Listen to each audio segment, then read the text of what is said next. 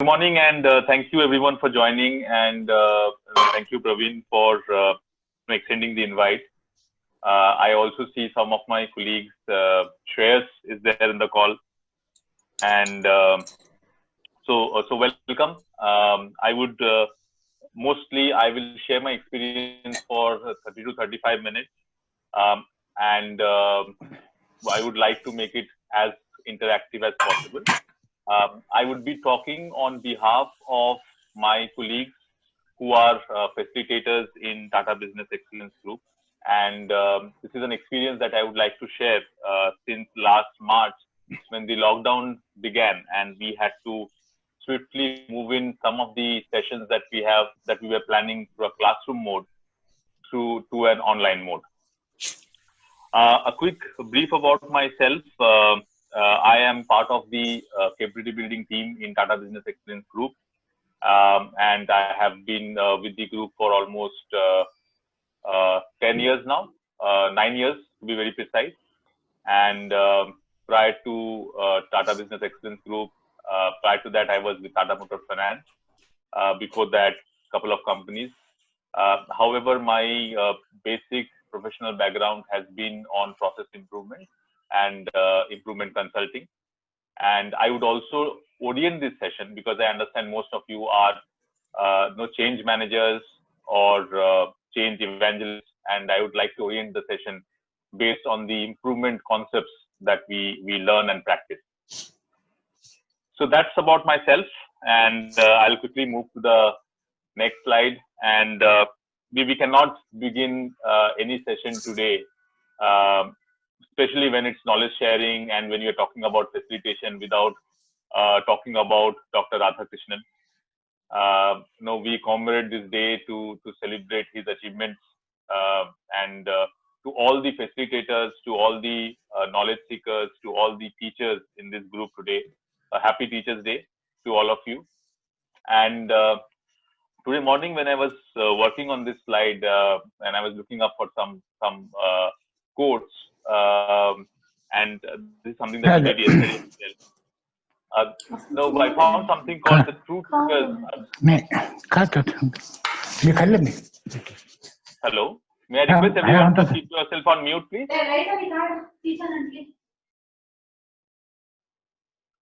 Thank you so much. The true teachers are those who help us think for ourselves.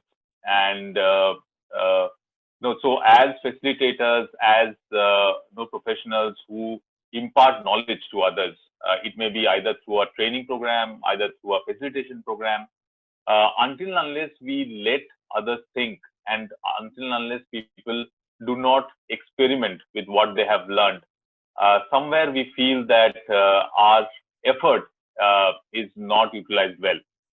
And hence, as a teacher, as a facilitator, it gives us a lot of joy when the participants uses those concepts, tools, techniques in their professional as well as daily life. So I use two words. One is teaching or teacher, and I use another word called facilitator. And I request everyone, if you can access menti.com, www.menti.com. Use this code when it pops up and write what do you think is different in facilitation apart from teaching. I just quickly share that. 1 second. Yeah, it should be live now and you should be able to see. Do let me know if you're able to access it.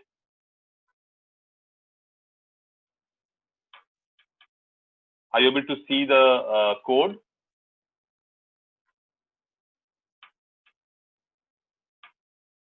Yes, no, maybe.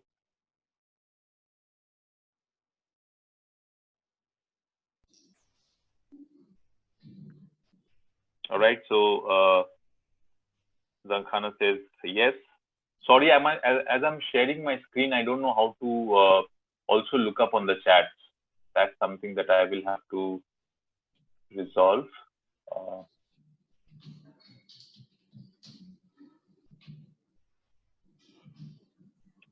Sure, if I can request everyone to participate. we'll have a minute more. What do you think facilitation, why facilitation is different than teaching?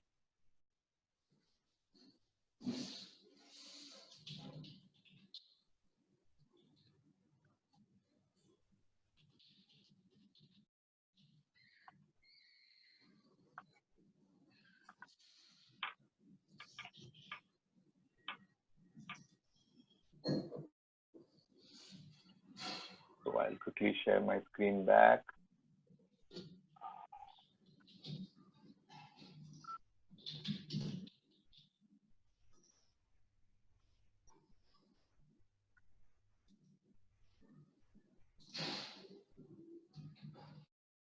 Okay, I see 5 of us have already responded. What about others? Aren't you able to access menti.com either from your phone or laptop? If you go to www.menti.com and use the code 5060228.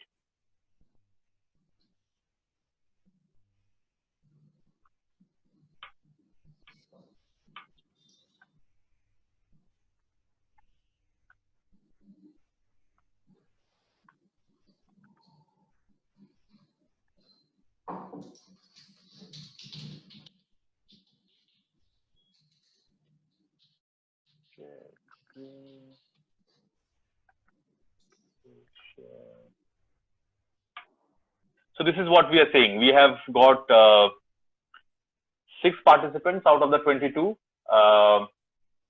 That's a little disappointing. However, this is what we are saying. We are saying how facilitation is different from teaching. So we are saying facilitation is coaching.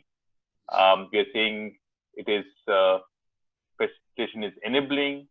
Yes.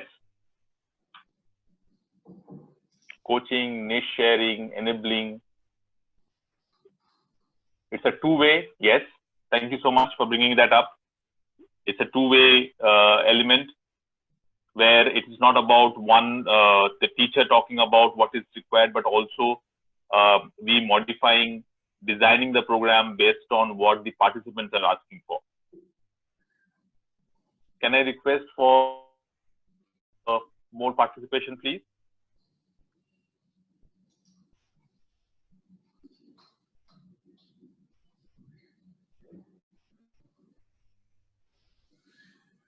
So we are on 10 now.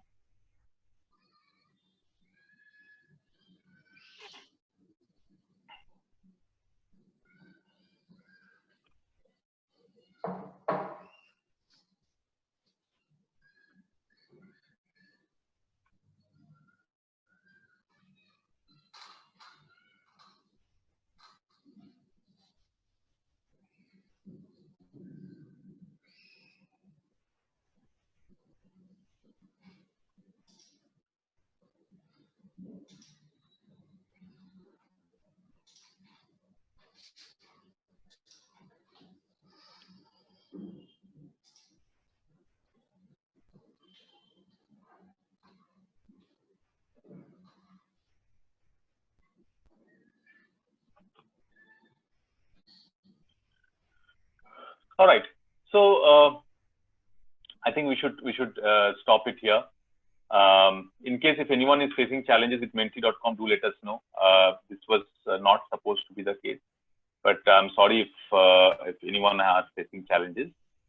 I will have to stop share and share the presentation back. Give me a moment.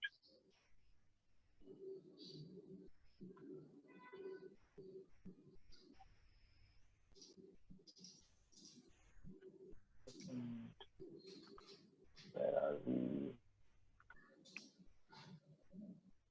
Sorry about this. Yeah. So is my screen visible, Praveen?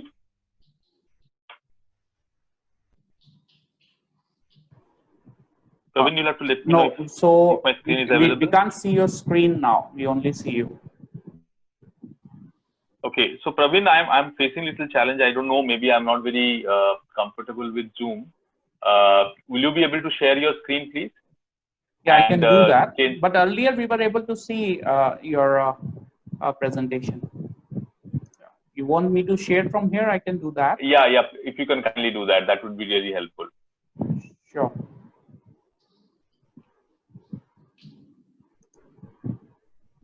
It gives you better control when you're doing from there.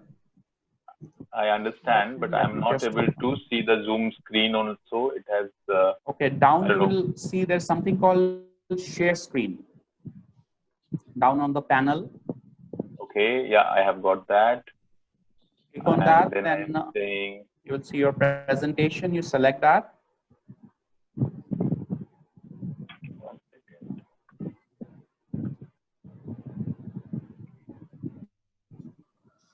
Let me do this.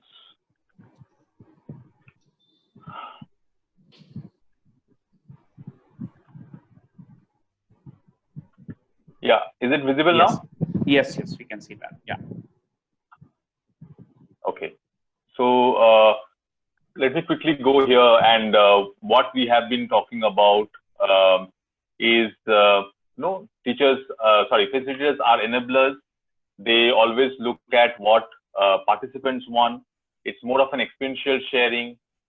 It's more of knowing your participants better, letting them experiment what they have learned, trying to solve a solution, being a motivator, being a bridge between what you have learned and what you want these participants to know more. And so all of us here are, to an extent, are facilitators. We sometimes play the role of a teacher. And for all corporate training that we do, facilitation is something that is more expected, because you are dealing with someone who is grown up, someone who may not have a lot of attention during the class. And the way you facilitate, the way you interact makes a lot of difference. If you let them know the which you are view session, it brings in a lot of difference on the participation of this of people. So the facilitation, the difference mainly is on the problem and the action, and how problem to an action solutioning that you deliberate in your facilitation. A few bits about Tata Business Excellence Group. We are a division of the Tata Sons Private Limited, and we have the duty of partnering the group companies, the 100+ group companies that we do their business excellence journey. And to do that, we play two different and important roles. One is we call the assessments, where we undertake assessments across various maturity models. One being business excellence. We have something on societal model, something on safety, something on data maturity. And so diagnostics or assessment is a key role that we play, and we try to provide the mirror to the group companies on this particular maturity models, saying where do you stand, and how you can leverage on your improvements or on your best practices, or how you can leverage better on the things that you're doing good, and what are the areas for you to improve. And all of these assessments that we talk about is undertaken through the ecosystem. So all the assessors for this assessment process, something like most of you have heard of the CII Exim Bank or the CII HR assessment, or the Malcolm Bridge assessment. These are kind of business assessments. And while in AI, all the ecosystem from all the other companies participate. Here, it's an in-house assessment process where the assessors, the team leaders, the mentors are all part of Tata Group itself. Bring the capability and the competency to do an assessment has to be built in by us, and that's how the capability building piece comes in, which I am currently taking responsible of. So we do a lot of programs for first-time assessors. We do a lot of programs for the experienced assessors. We do programs for mentors, and this is for the assessment process. However, the concepts of all these maturity models, we do a lot of programs for practitioners as well. Not only for the assessment, if some champions have to take these initiatives forward in their own organization, they will have to know about these models and start living it in their own organization, in their own processes. And hence, we do a lot of champions program as well across the the level of the organization. So for middle managers, the senior managers, leadership, more for them to understand what this model talks about, why is it important, and how can they be a part of it and improve their organizations and functions.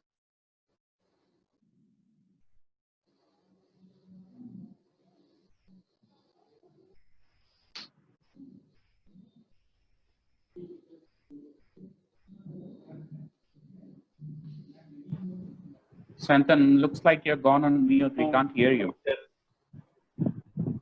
Hello? Yeah. Now we can hear you. Yeah. Okay. So apart from the assessment and the capability building, we have two more elements, which is best practice sharing.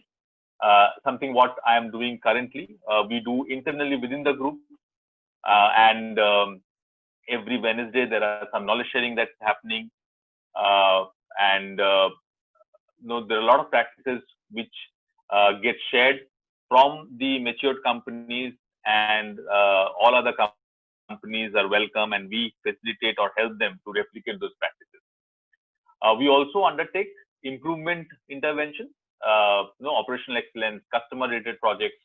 So ideally, we say we deep dive into the opportunities that has been identified through the assessment, and we help the organizations or partner the organizations to overcome the opportunities for improvement that has been identified. When I talk about assessment, the theme that we work on is customized, collaborated, and celebrated, which I will not talk about here. Today's discussion is more about facilitation, and hence I will deliberate more on the capability building piece, both for assessors as well as for the practitioners program. And the theme that we work with is experiential, enriching, and exciting, because we believe that we need to facilitate these programs to ensure that all the participants learn, appreciate, and use those concepts in their organization. I move to the next slide. Are you able to see my slide now? Yes, sir. Yes. A quick confirmation would help. Great, yes, great. Thank you so much. So nothing more to say about 2020. It has been a very, very difficult year. We saw the impact of the pandemic. We saw the impact of the natural calamities, the cyclone, the floods, even the bushfires in Australia and US, and which has led to a shrunk economy. We are all hoping that this difficult days come over. Saying so, while the lockdown happened in March and there were difficult situations for all of us, many organizations realized that we have the resources available, which is the human resources as well as the material resources. However, to utilize them to serve the customer or to generate business, the opportunity is not there. And we also face something similar. All of a sudden, in the middle of March 12th or 14th, if I'm not wrong, we were asked that we need to work from home, and we had some plans of conducting a couple of experienced assessor programs or refresher programs in the month of April. And this was March 14th. And what we all sat down and discussed and realized that during this lockdown, we need to continue with our operation, because we didn't know how long would this pandemic be. We didn't know how long this lockdown would be. And we had our assessments planned for the month of June. Please understand, the assessors that I was trying to train or put them in a capability building program and certify them would be utilized for the assessment. So the engine should not stop. If the assessments are happening and I don't have my assessors, capable assessors available, it would be a disaster.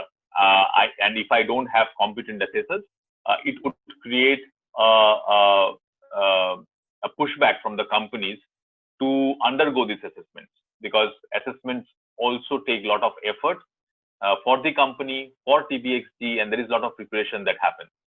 So the experience both at the assessors as well as with the companies who are participating has to be managed, and that can be managed only when we have competent assessors who are able to find out, provide actionable feedback to these companies.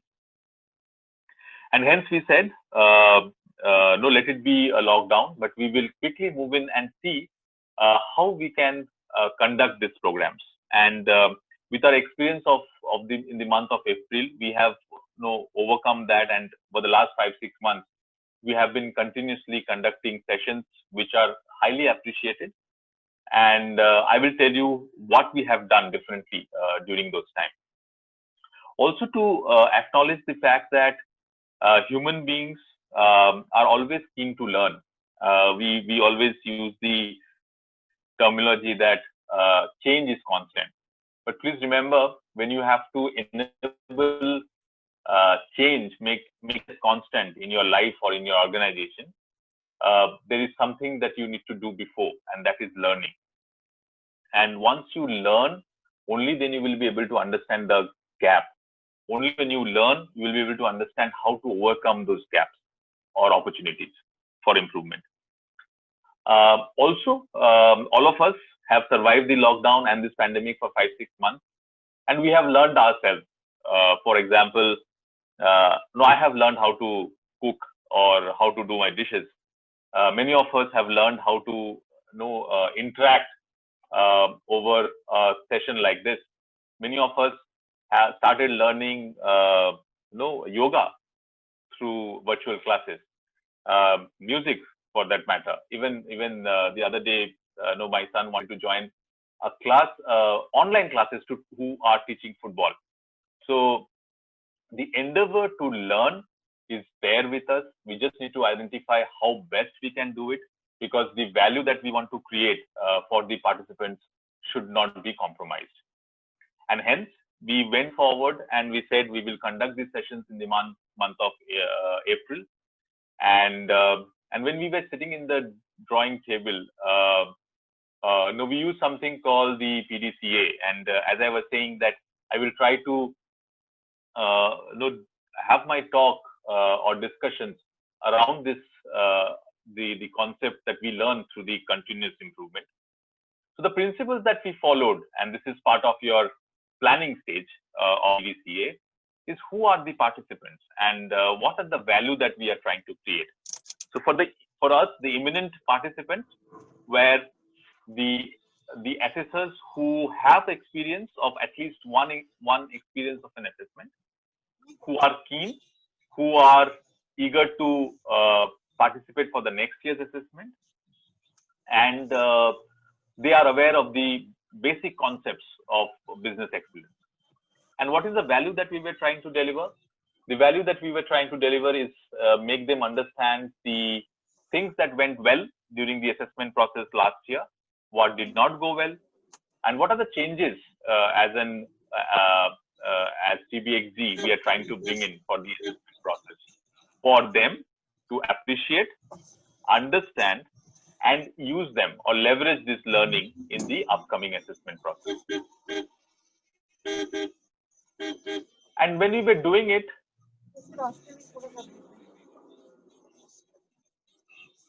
and when we were planning for this, these are some of the things that we felt that this would be a big challenge for us while we do the virtual facilitation. One, there is no connect. For example, now for me as well, when I'm talking to a screen, ensuring that the energy level is high. Sorry, someone wants to talk?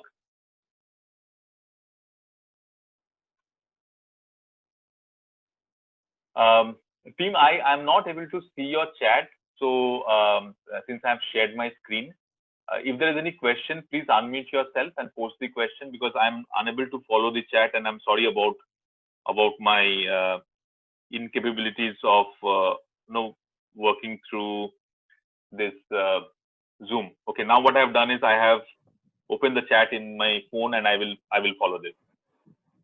So if you have any questions, do post it in chat, or you can unmute yourself. So the blind spots that we were working towards overcoming is the no connect. For example, now, and you most of all, you all also have experienced that we are talking to a wall, and it's difficult at times for facilitators who have been doing classroom sessions day in, day out to understand what the guys, are you able to hear me? Yes. Yes, Shantam, we can hear you. Okay, sorry, I've got a prompt on my screen that your net is unstable. Okay. Okay. All right. So no connect is a big challenge for facilitators, because I don't know what the participants is doing. I don't know for a matter now as well that are you listening to me? Are you responding to your company emails, or are you chatting, or you taking a selfie just for I'm just kidding. However, it's difficult, and this is something that we need to come over. Many a times when we do classroom sessions, your body language matters a lot. Many a times through your body language, you can represent, are you comfortable with the questions that are coming in, or you are not comfortable with the distractive kind of questions that are coming in. With your body language, you can be more presentable, you can show interest, you can show more involvement in your class, which is again something that you cannot do through your virtual sessions. The third piece is engagement. How would I engage the participants in a classroom session? There are opportunities to engage them, call them up, ask them to speak. Give an activity where people will use charts and sketch pens and interact. We use something called TIES, which is your you raise the physicality, you take the intellectual challenge, you challenge them socially, you challenge them environmentally while you are facilitating a session. All of which comes a challenge for us when you're doing facilitating sessions over virtual platform. The fourth one is, and I have written feedback, I know, and you must be thinking that why feedback and why a coffee mug? But if you realize during the classroom sessions that we do, you get a lot of feedback during the breaks that you have, either a coffee break or a lunch break, and you get to understand, are people following what you are saying? Do you need to change your stance? Do you need to be more basic? Do you need to connect more with the people? Do you need to reduce your rate of speech? And this kind of instant feedback you used to get in your direct feedback during the breaks. Even during your sessions itself, there are a lot of cues that you get. People playing with their phone, people talking among themselves are cues for you to say that people may not be interested in what you're doing. And hence, this became a big challenge and a blind spot for us. The other piece was trust. How do you ensure that everyone is comfortable, everyone is trusting, or everyone trusts the facilitator to speak up, how everyone is trusting each others to speak up more, to share their experience, and also it's about how I can make all of the virtual participants comfortable to speak up. And the reason is, it's more about an experiential session that we wanted to conduct, or an engagement session that we wanted to conduct. And if people don't speak up, it will be difficult not only to impart the knowledge, but also it will be very not be encouraging for the facilitator as well to speak one way to the participants over a virtual platform. So in the next few slides, I'll talk about what we actually did. So this 2-day session that we generally have, and this is the experience sessions that I'm talking about, SSR programs that we're talking about, we split them into multiple modules. Effectively, a classroom session, if you see, you get on a session of 9 to 5, you get effectively 6 hours for 5 to 6 hours for knowledge sharing. And what we said is, let us split it 2.5 hours each. So 2 days program became 4 modules. And the way we designed the module to ensure that we have maximum engagement. So each module, we reoriented the module in a way that each module has an interaction session, each module has a video, each module has some polls or surveys, like something that we did in the beginning. And it was planned in a way such that the monotonous nature of one person speaking alone can be overcome. The other piece that we worked upon, and I'm trying to demonstrate it a little through this presentation as well, is the visual language. We quickly realized that the amount of information that we had on the slide was detrimental to what we were trying to achieve. Because a lot of information in the slide, a lot of write-up, a lot of bullets, bullet points, a lot of caricatures will only ensure that people do not focus. They will start reading from your presentation. They will not concentrate on what you are talking, which is more important. And for some, based on their learning styles, they will looking at too much things on the screen, they will switch off. And hence, over the next 14-15 days, we took a challenge of reworking on most of the slides which had too much content. Now, too much of content was good enough for me to show it in the class, because anyway, your presence was gaining that attention. But over a virtual class, a lot of visual information would have been detrimental. And there are a lot of facilitators also in the class, and if you have any experience of your own, please unmute yourself and be free to share. The other piece that we looked at is, what is the platform we should work upon? Platform, the comfort with the platform was very important, both for the facilitators as well as the participants. Because when you're trying to do something new, comfort both ends is useful. Facilitators should have the ease to go around the platform, utilize or leverage the features it has. And for the participant, it should have been easy to join through multiple devices, should be able to see the screen.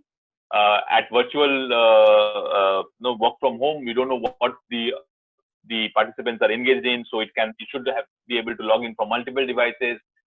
It should take less of bandwidth.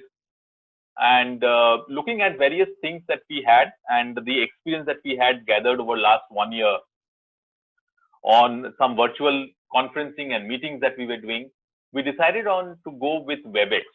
And I'm not here to promote WebEx, but for any of you who are not aware of WebEx, it gives you a lot of opportunities. Zoom is something that I learned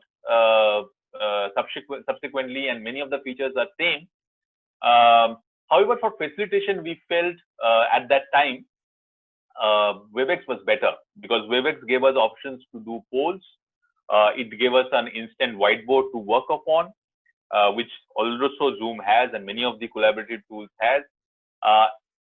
One of the features that we found was breakout sessions, and you can break out into multiple groups.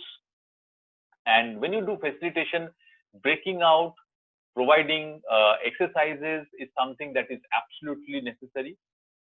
I will talk about how we design those exercises to make it more comfortable in the subsequent slides. But we wanted a platform which can help us do it. and Webex was one of them. We already had licenses and we went ahead with it. Webex also has a feature which also tells you which are the participants who are not attentive. So anyone who is looking at a screen, apart from what you're presenting, more than 60 seconds, it gives you a alert that so-and-so is not attentive. And it becomes comfortable for the facilitator, because you know that if you start taking out names or calling out names, and if something which is important and people should understand and utilize it, you can bring back their attention if you get to know that people are not attentive. Content optimization. This is something that I was supposed to talk about. So what we did is, the 4 days module that we had, we reoriented it. We ensured that it has a poll, a quiz, a video, and an exercise, or a inter-discussion session in each of those modules. We also ensured that in the modules, people have some basic understanding before they come for the class. The reason is, the discussions should be at a higher level, and this is something that also you can look at. So when we plan for some breakout sessions, we ensured that part of it is done individually by the participants. They raise the bar of the work, they come, take a quality work, anchor a quality work, and then discuss and deliberate and get the final output. In classroom sense, although we used to do it end-to-end, here we felt that we need to do it, split it up, such that the discussion, the deliberation are of a higher level than what we try to intend. Also something, as I mentioned, that certification, we were supposed to certify some people for the program, and evaluation criteria is something that we looked at. We certify the participants based on something we have defined as the SSL-like quality, and these are something that gets very, very well demonstrated during the sessions, the classroom sessions. Here I had a big challenge, and how do I overcome it? And what we did is, we reorganized the evaluation criteria to ensure that the post work gets a higher weightage, and we are able to understand the attributes of the assessors better through the post work that was provided to them, instead of we trying to evaluate through a classroom session. During the delivery, few things that we consciously worked upon is building the trust. So your introduction session, your ensuring that you take permission before you record any session, ensuring that you set the rules right, you ensuring that you schedule the program in a time that will be convenient for everyone, because we had, since it was virtual, it was an advantage for us to also invite our European assessors or assessors from Southeast Asia. However, the basic rules is, you need to ensure that everyone is comfortable. You have to ensure that everyone gets an opportunity to speak, and hence the setting up the ground rules was very, very important for us. Also to get that trust from everyone that yes, we are in a learning session. Whatever we discuss in the class would be in the class, and it is for us to understand the concepts better. Unique individuals, and I was just mentioning before, what we realized is, although in classroom session we can do with the 30, 40, 50 member. However, if you're doing a facilitation over virtually, we should not do for more than 15, 20. If the purpose is to just create awareness, and the purpose is about only 50% or 30% will acknowledge and understand and leverage, more than 30 members or 25 members is good enough. But if you actually want to give that individual attention, you want to ensure that everyone excels, everyone participates, everyone contributes, 15-20 member team is the right one. And we also, during delivery, we insisted the facilitators should ideally take names of the participants, encourage them to speak, and also ensure that everyone has spoken over those last three hours of session. And some of us started noting down in a book who all have spoken, who have not spoken, and encourage people to speak up. This is something that lockdown has taught us, and that is about being agile. We are in the process of learning. We are doing new things. We are trying to understand and do better, and continuously improve ourselves with a given situation. And same thing would happen during your facilitation as well. What I faced during this session just now, I'm sure many of you would have also faced the challenges around network, the challenges around your incapability to use the tools. And hence, although in classroom session, everything is well managed, someone is there to help you, classroom session is something that you will have to decide. So be patient, be confident on what you have to do. It also means that you have to budget more time, because many times participants will say that I'm not able to hear you. Can you repeat it again? Sorry, I dropped out. Can you repeat the concept again? And hence you need to be agile to rework on your session or your content on the go. So somewhere you emphasize more, somewhere you emphasize less. It may not go as you plan, unlike in a classroom session, and you need to be agile around that. Master your voices. Now, the way you connect with your participant is through voice. Many a times your video may not be transmitted because of network issues, and your voice modulation makes a lot of difference. The emphasis of words, the emphasis of certain concepts, which does make a lot of difference, because that is something the participants connect with. Anything you say a little loudly, participants would be attentive and come back to the session, leaving everything what they were working on. Continuous feedback. Now, we do not have an opportunity to collect feedback from body languages of the participants or during the break, and hence in your session you need to be consciously take an effort to stop, pause, and ask participants if they have understood, or if there is anything that they want us to explain. You should also take feedback around your network. Are they able to hear you well or not? And that makes a lot of difference, and that also brings in a lot of involvement from the participants. Just a quick confirmation: am I still audible? You're able to hear me? Yes. Yes, no, maybe? Yes, absolutely. All right, great. Thank you so much. All of us have learned about something called the Kano model, right? The basic need, more the better, and the delighting factors. And anything that you do you should plan around those things, because if you have to ensure that your customers are happy, and in this case my assessors or my participants, you also need to plan for some delight factors. And this is what we do, or this is what we did, and we are continuing with it, is ask questions after a concept that you explain. Take out names and ask people to involve themselves, intellectually challenge themselves, post some trivias, post some questions, post some polls.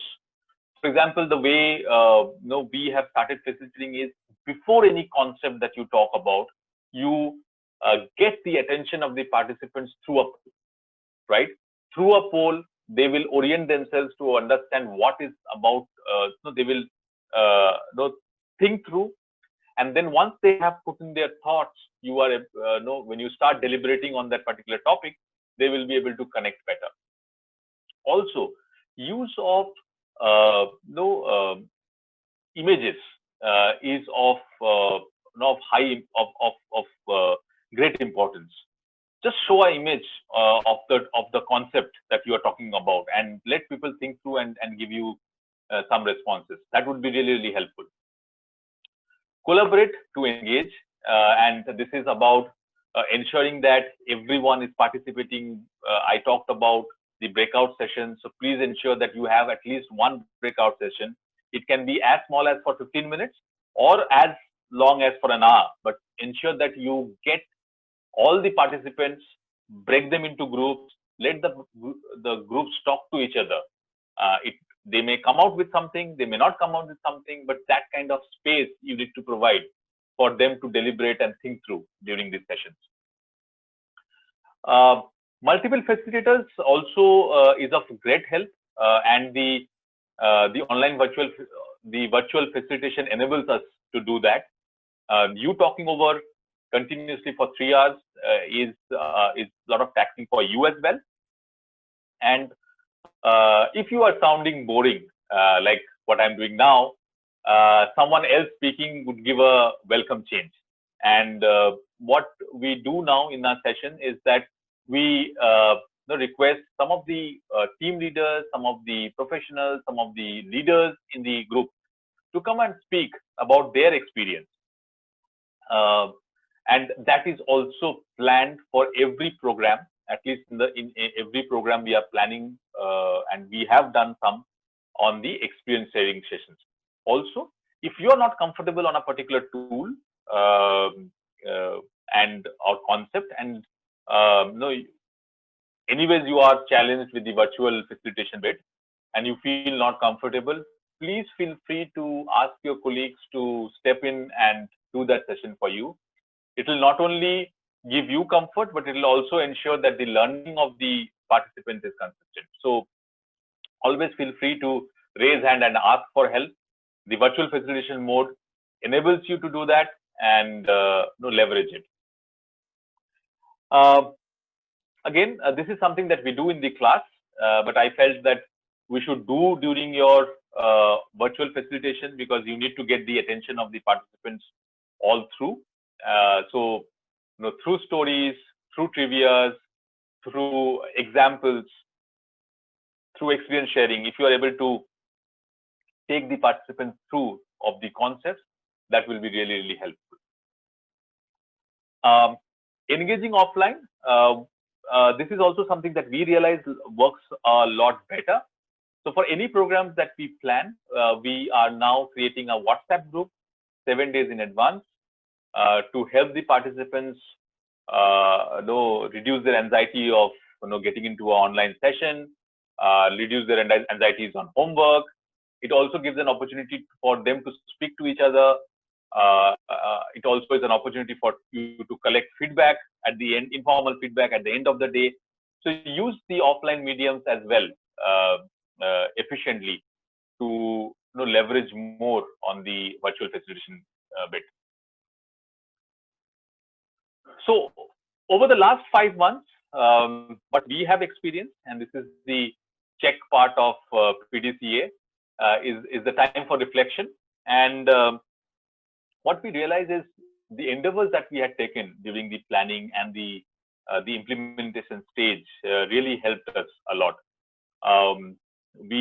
Although we were not able to clock the same kind of high 70+ NPS that we generally do in a classroom session, we clocked a little less, which is maybe ±10%, but which was absolutely brilliant. A positive NPS itself is something that is of very much credit worthy, and you clocking somewhere between 60, 65, 70 as NPS across the programs is something that we felt was job well done. And we also collected feedback on the online platform. We collected feedback on the facilitation. We collected feedback on the technology. We collected feedback on what else we can do for the participants to be more comfortable in the session. We also collected feedback from the facilitators, our online facilitators, and based on the feedback that we received, we went back to the drawing board and made some changes. Before that, I forgot to inform here. While the facilitators were were on the verge of undertaking an online facilitation session, we did the train the trainer program for all the facilitators. One is around what I am trying to convey today is what are the key elements that you should look at while facilitating virtually. Also, to give them confidence around the tools, the platforms, the functionalities that the tool provided. So, post that train the trainer session, which was for 2 hours, we began the program, and each of these programs that we had, for the first 10 programs we did, we had the operations. So I have 2-3 team members, and one of them ensured that they are part of these modules to ensure that any technical challenges are dealt with instantaneously. And I'll just give an example here. Now, we were having a WebEx session, and this was for the most senior-most assessors in the program, and we had a senior facilitator also undertaking the session.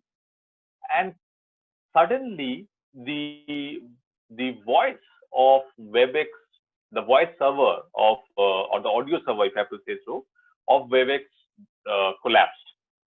Although I'm able to see the screen, nobody can hear the audio. Everyone logged off, joined back. All of that happened for 10 minutes. And one of the operation guys, my colleague who was there in the call, he said, "Let the screen share be on. Why can't we share an audio bridge and do it?" And we quickly moved into an audio bridge, and we were up and running in the next 5 minutes. For next 2 hours, the audio went through a audio bridge, a separate audio bridge, which is Tata Tele audio bridge, and the presentation or the breakout session, the poll and everything went through WebEx. So this is just an example to tell you the agile factor that you need to work upon, and also if there is a support that you can have, please have that support for at least the first few online sessions that you're conducting. Now, on the checks part, and this is more for the sessions that we are doing now. When we started off in April, work from home was a very happy experience. You avoid traveling for 2 hours to work. You avoid traveling for 1.5 hours to the training venue, and you get to spend more time with family, and all of that was quite exciting.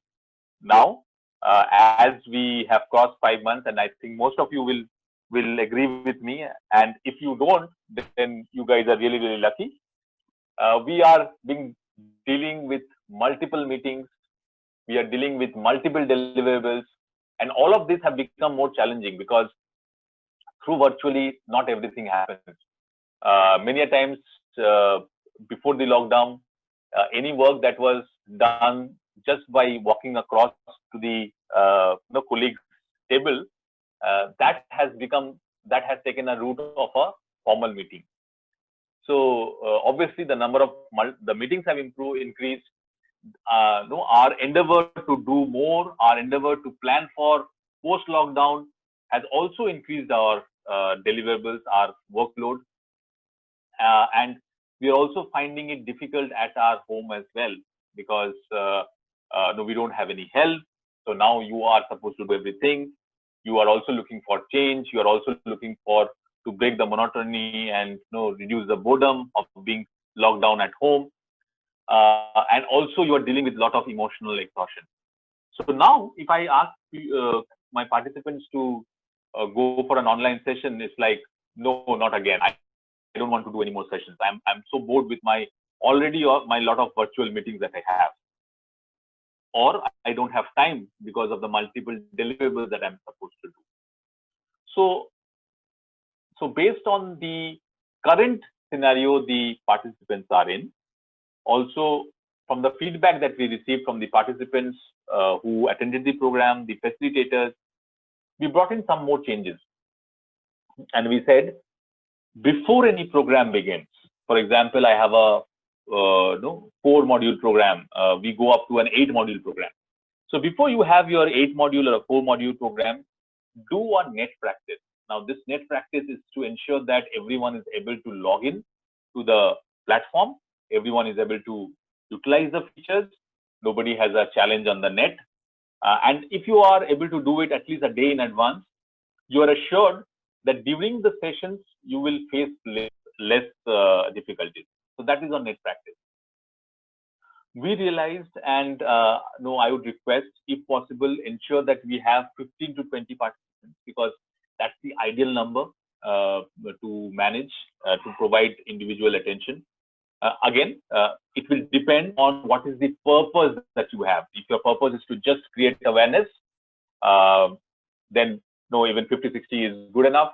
But if your purpose is to ensure that everyone utilizes those tools, then 15, 20 is the right number that we should work with. What we also did is now, because of the current situation, the challenges with work from home now, we are not saying that we will do the modules. So previously, 2 days module, a 2 days program was divided into 4 modules in 2 days. We used to start at 11, end at 2, and again start at 3 and end at 6. Now what we're saying is, based on the comfort of the participants, we will schedule the modules across multiple days. So it may happen that module 1 is on Monday, module 2 is on Wednesday, and module 3 and 4 are on Friday. And that kind of flexibility we need to build in, because you are doing this session for the participants, and their comfort is something that we will have to work upon. We realized chat is the best option for interaction, and we started looking at the chat and preferred that everyone ask questions through the chat medium itself, because when you say unmute yourself, invariably 3-4 of them will unmute themselves together at one time. Pre-work based modules, this is what I was talking about, and we are doing it more, that each module that you have, and if you are doing, especially when you're doing the modules across multiple days, so for example 4 modules across 10 days, it's important that you give plan for homework or pre-work before the modules, so that everyone is prepared, and also the learning continues. Also, it is important for us to make it unpredictable. Now, I will share some tools that we can use, make the session a little unpredictable, because across the modules, if it is the same you talking with the same tools, with the same tone, it becomes very, very monotonous, and very instantaneously people will lose focus. So you need to bring it predictable, bring it something new in each module. Is something that will really, really help you. And plan for additional time, is because you need to budget for the technical challenges that you may face. You may have to challenge for the multiple questions that you may face, because people are not able to hear you well, or not able to see the screen. And these are the few things that we went back to the board and started working on. So I'll come to the chat, and okay, someone told me to hide something. I think, okay, this is the one. And I have a question from Shivam. Shivam says, please share some points to enhance participants' virtual experience closer to classroom sessions. Shivam, if you can kindly unmute yourself and let me know the last bit of your question. Please share some points to enhance participant virtual experience closer to. So you are saying that before the virtual sessions begin, how you would like to engage with or how do we engage with the participant? Am I right? Yes, to some extent. Am I audible right now? Yes, Shivam, you are. Yeah, to some extent you are right. What I wanted to ask that whenever the participant is in the classroom, we can obviously see his engagement from facilitator point of view. whether he is involved or whether he is continuously paying attention to the session, or something which is related to his experience for the classroom activities, like some kind of a group activities, some kind of a exercise point of view, some kind of a games point of view, which we always wanted to experience participants to have it. How Right. that can be done in a virtual classroom, that is one point. And some or less you have particularly answered in the earlier slide also.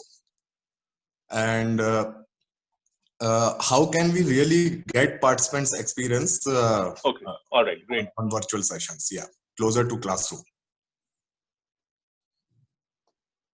Right.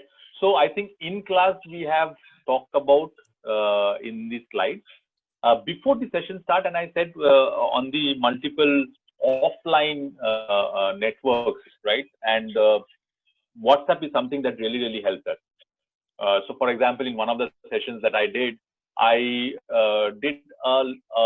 introduction in the WhatsApp group itself.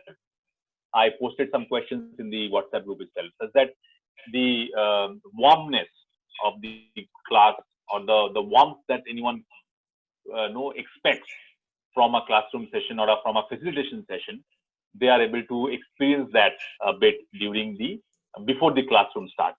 And WhatsApp is something that you can utilize it efficiently here. And obviously you have your pre-works, so you give them some homework, let them deliberate, let them post it in the WhatsApp group, you respond to them.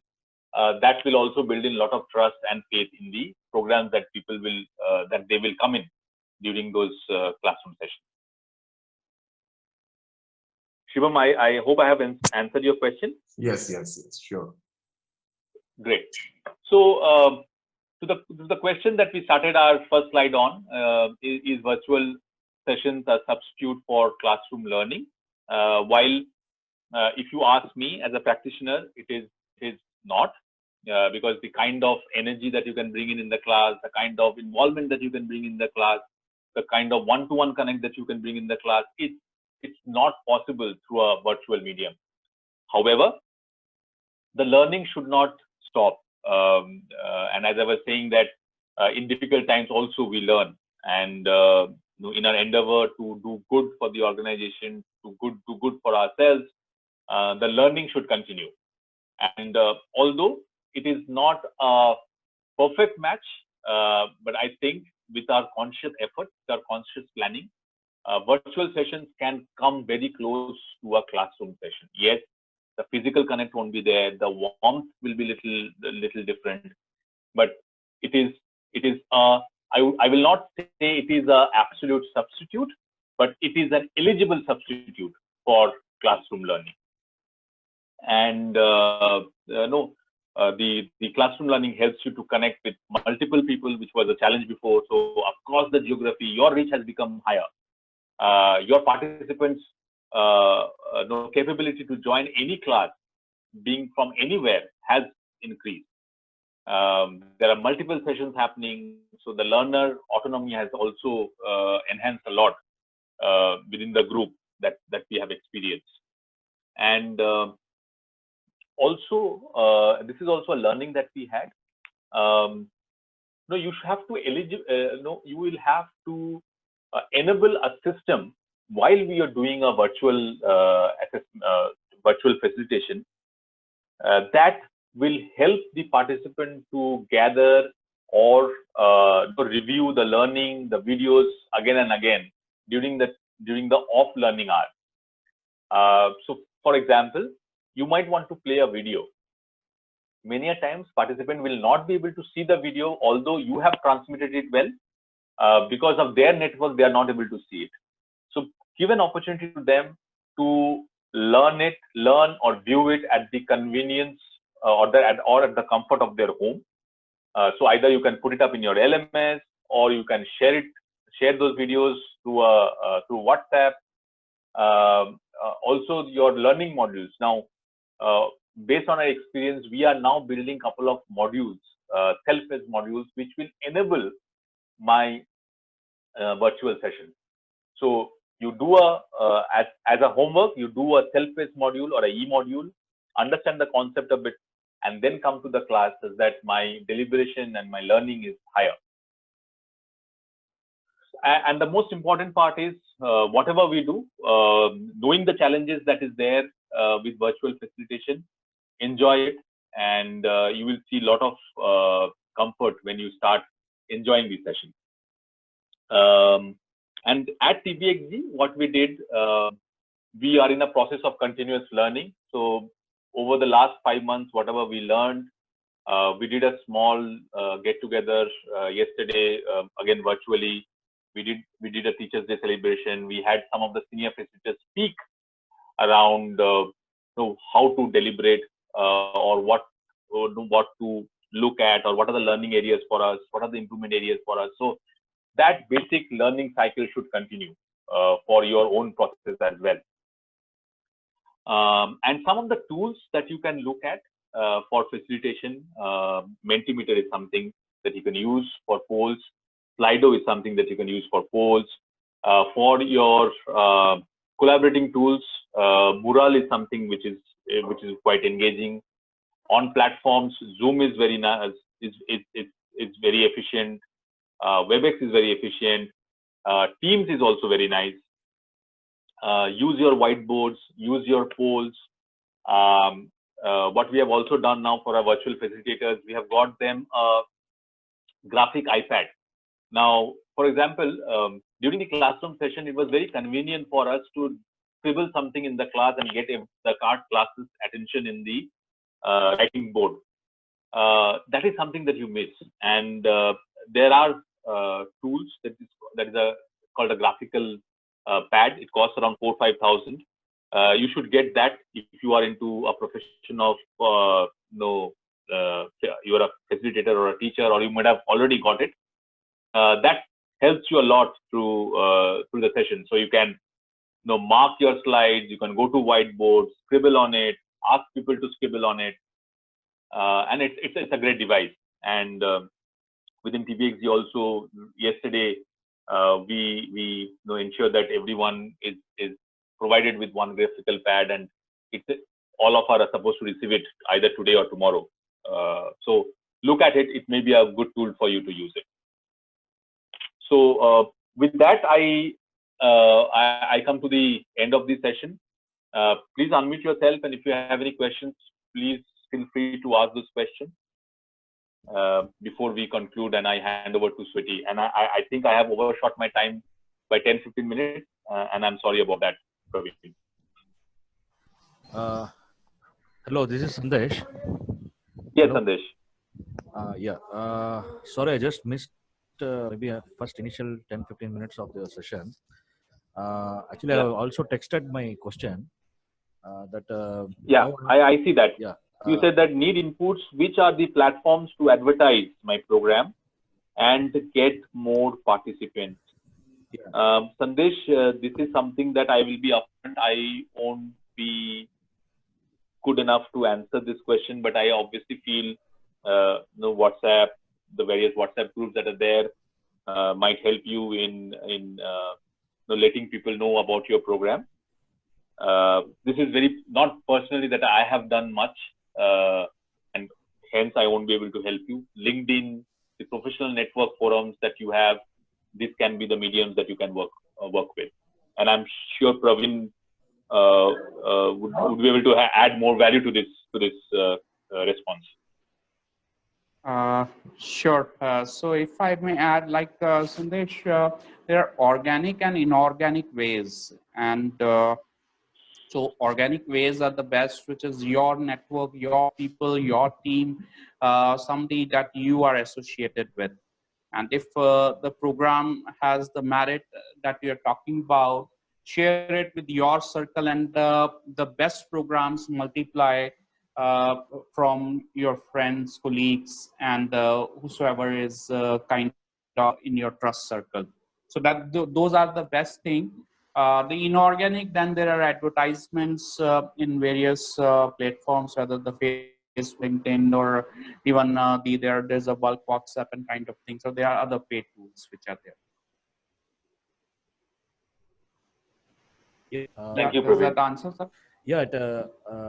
I thought there'll be some additional these platforms. I also know, but what I'm thinking, because I'm a professional, working professional, I'm not a full-time online this one. So whenever I'm getting weekends or something, so that where is a target audience for these things?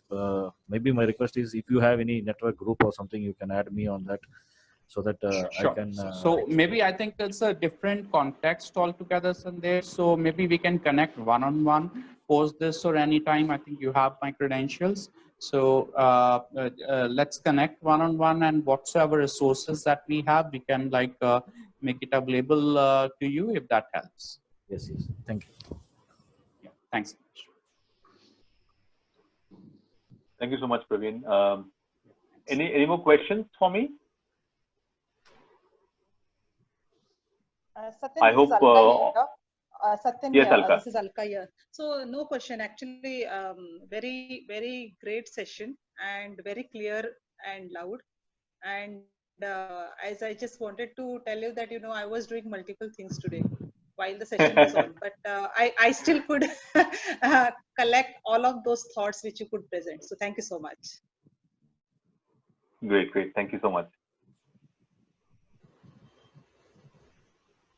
Okay, if there are no more questions, like we will move forward. And personally, I feel, Santan, it was, I think, an excellent session, and I could relate to many of the things that you shared, and really valuable, because this is the new working model, right? And the tricks of game comes over here. There are no books which are written which give so much of information that an hour of your session could actually throw. I really appreciate that. And